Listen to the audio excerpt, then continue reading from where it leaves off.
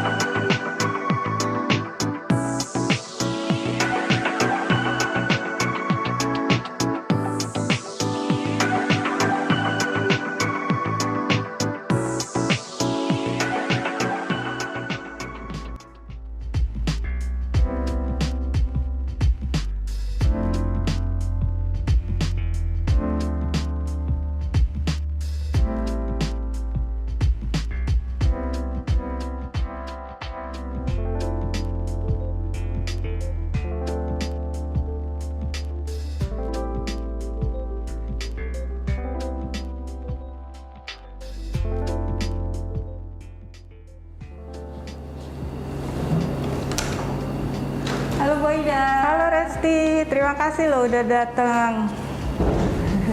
Saya udah terima nih, Bu, profilnya saya di Emergenetic nih, Bu Haidar. Dan saya juga udah baca profil dari report Emergenetics PDF-nya Resti. Insya Allah sama-sama aman ya, Bu. Silakan.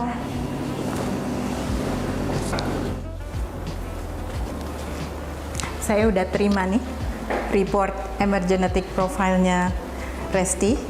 Iya, Bu. Saya jelasin kode etik emergenetics Boleh, dulu Bu, ya. boleh, Bu. Silakan. Jadi ada dua kode etik emergenetics. Satu adalah confidentiality, jadi kerahasiaan. Berarti report profil dari Resti itu hanya untuk Resti saja. Nah, tapi untuk kepentingan hari ini, apakah Resti bersedia profil Resti di-share ke teman-teman? Boleh, silakan, Bu, saya tidak keberatan. Yang kedua adalah kode etik bahwa emergenetics itu sifatnya tidak judgmental.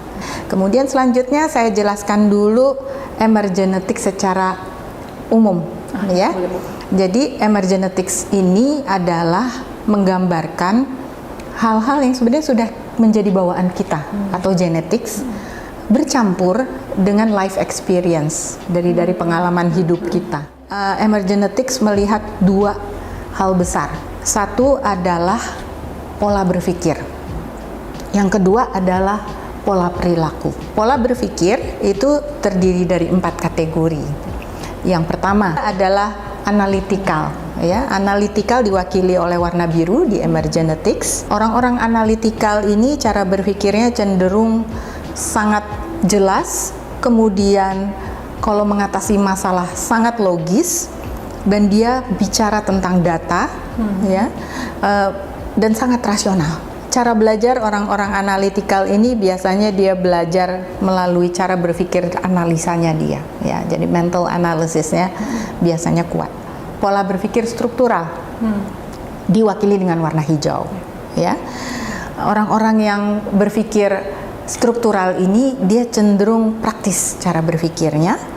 Kemudian dia suka bekerja dengan adanya panduan-panduan, ya, ada SOP-nya enggak gitu ya. Juga kalau ada ide-ide baru dia berhati-hati gitu. Kemudian dia suka sama hal-hal yang mudah diperkirakan akan terjadi gitu, predictable. Betul. Dan cara belajarnya adalah melalui pengalaman. Jadi biasanya dia lakukan dulu, oh ini berhasil, ini nggak berhasil gitu ya. Begitulah cara dia belajar. Learning by doing. Learning by doing, persis ya. Pola berpikir sosial ya. Orang-orang yang sosial dan di emergenetics diwakili dengan warna merah, itu polanya adalah dia relasional, hubungan dengan sesama ya, dengan manusia, dan agak intuitif kalau mengenal orang ya, mudah empati dengan orang lain ya, dan juga secara sosial dia senang berada di lingkungan sosial, berinteraksi dengan orang lain. Itu yang merah. Konseptual di emergenetics diwakili dengan warna kuning. Orang-orang yang konseptual itu cara berpikirnya imajinatif, suka melakukan hal-hal yang nggak biasa, gitu. Spontan gitu. Betul. Cara belajarnya dia berani untuk bereksperimen, ya. Itu konseptual. Itu adalah 4 thinking preference yang ada di emergenetics. Hal kedua besar adalah yang behavior tadi saya katakan. Behavior atau perilaku ada 3. Ya, kalau tadi thinking preference 4, behavior ada 3. Satu adalah expressiveness. Expressiveness adalah derajat seseorang mengekspresikan dirinya. Ya, seberapa kuat dia mengekspresikan dirinya. Kemudian yang kedua adalah assertiveness. Assertiveness adalah seberapa dia mau mengambil keputusan. Dan yang ketiga adalah fleksibilitas. Fleksibilitas adalah perilaku di mana dia mudah atau tidaknya menerima perubahan, mudah atau tidaknya dia melakukan perubahan, ya, itu fleksibilitas. Nah, sekarang kita lanjut dengan profilnya Resti nih. Menarik Resti. Jadi again, Resti konseptualnya 26%. Ya, berarti Resti ini memiliki kecenderungan untuk berpikir imajinatif, mengeluarkan ide-ide baru ya, menjalankan pekerjaan yang nggak biasanya orang kerjain gitu ya. Out of the box ya. Kemudian sosialnya 30% ya. Berarti Resti itu enjoy bersama orang lain ya. Hubungan dengan orang tuh mudah empati gitu ya. Itu kan kayak memandang saya juga sekarang kan dengan apa namanya, kelembutan seperti ini membuat saya nyaman gitu ya. Kemudian juga senang berada di lingkungan sosial dan agak intuitif kalau menilai orang lain. Ya.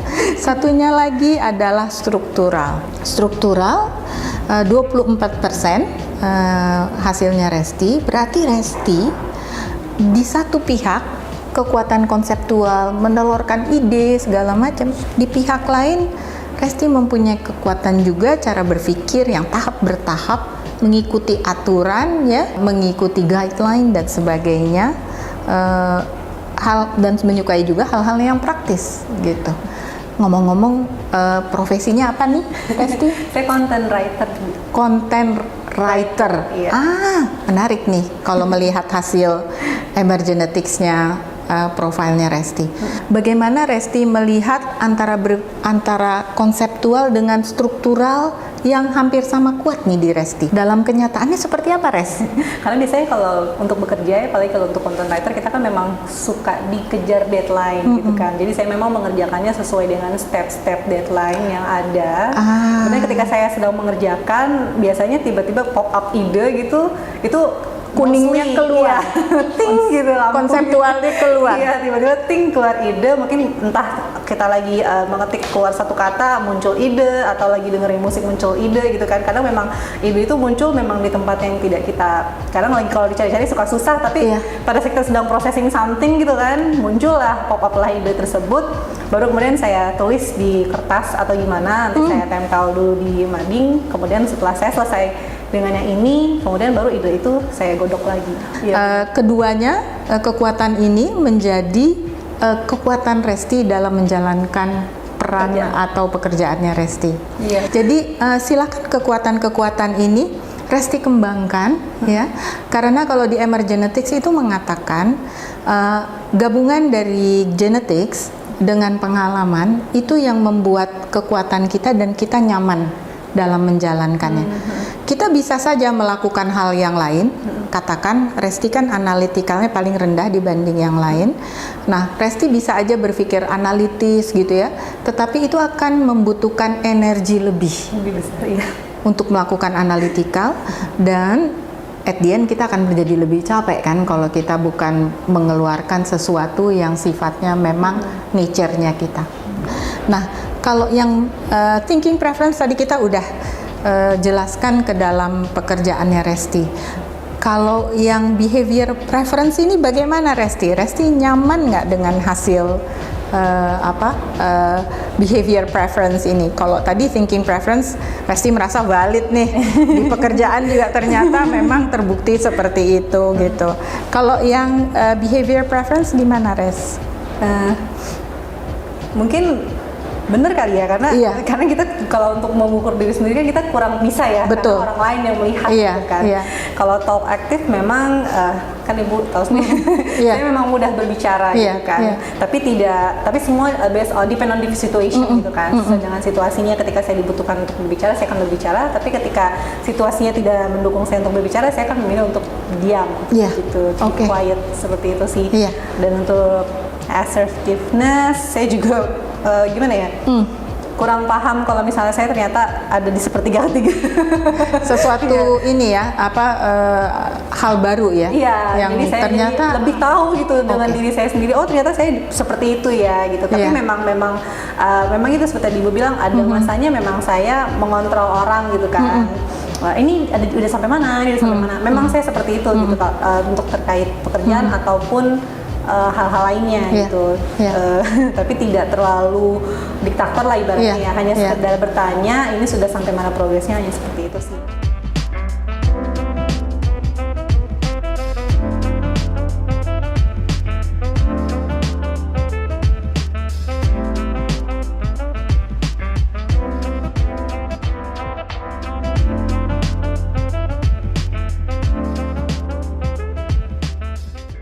Oke, dari semua penjelasan emergenetics ini, bagaimana menurut Resti? Ada yang mau ditanyakan lebih lanjut? Apakah cukup menjelaskan?